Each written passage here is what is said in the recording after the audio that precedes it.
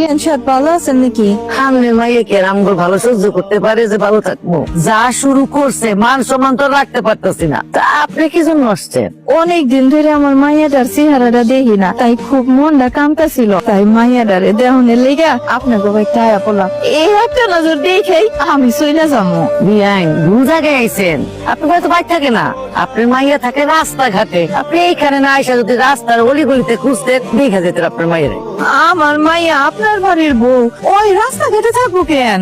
আপনি মনে করেন বউ, হ্যাঁ তো বউ মনে করে না। আর হ্যাঁ তো এই বাড়িতে থাকার কোনো দরকারও নাই। 2 দিন 3 দিনের বাইরেই থাকে। বিয়ান, আমি আপনার কথা কিছু বুঝলাম না। আমার একটু বাইমে কোন তো। আপনার মাইয়া রিক্সা নিয়ে 2 দিন 3 দিন পর পর বাইতে আইলে আইলো না আইলে নাই। কথাটা কইতে চাইছিলাম না, কথাটা এখন আমার মুখ দিয়ে বাইর করণই লাগবো।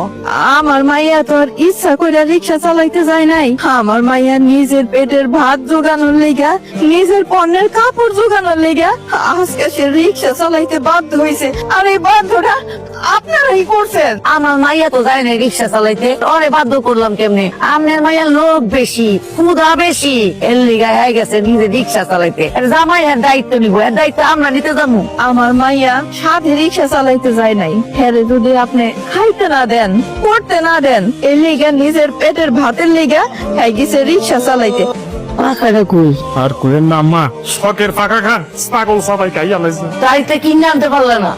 পুরান ফাঁকা তো আম্মা কষ্ট করতে পারি না, খুব মায়া লাগছে। দেখ আম্মা, আমি নোয়াখালী বাড়ি অনেক কষ্ট করে আমাকে গ্রামে আইছি। দূর দেশ থাকি আন্নের মায়ের বিয়া করে লই গেছি। তুই শাশুড়ি একলা একলা তাকে কষ্ট হয়ে যায় আইসি আন্নের কাছে। কিন্তু আই যে অবস্থা দেখতেছি, মানে আইয়ের সহ্য করতে পারতেছি না। সাথ হলে তো আপনি আমার আম্মা, শাশুড়ি আম্মা, তাই না?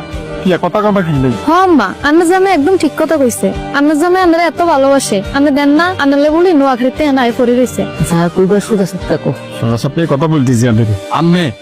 আন্নের বলার পরে একটু টাইটে রাখে, নাইলে এই যে দিনারে চলাফেরা করতেছে আন্নার মান সম্মানটা থাকতো।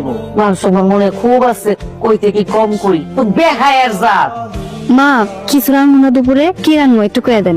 না, রান্না লাগবো না, রান্না করার মানুষ আছে। এত বেহায়া মানুষ হয়, তোমার একটু কইতে কম কই না। এইখানে কইরা আসো কেন? যে কথা শুনতে ভালো লাগে, হ্যাঁ যাও না, ওই রিক্সা নিয়ে বাইর হয়ে যাও।